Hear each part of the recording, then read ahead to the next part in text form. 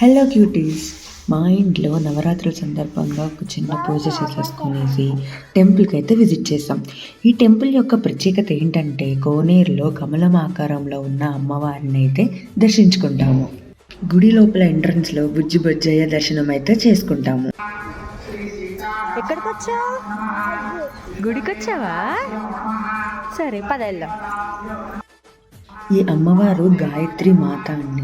చూడండి, అంత చక్కగా కమలం ఆకారంలో వాళ్ళు నిర్మించడం, ఆ లోపల అమ్మవారిని ప్రతిష్ఠించడం చాలా బాగుందండి. గుడి కూడా చాలా ప్రశాంతంగా, ఇది చాలా ఫేమస్ అంట. మాకు తెలీదు, మాకు ఒకళ్ళు చెప్తే మేము వెళ్ళాము. చాలా ప్లెజెంట్గా ఉంది.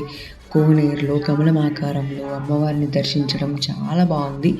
అమ్మవారిని చూడండి, ఆ రోజు అలంకరణ చాలా బాగా చేశారు.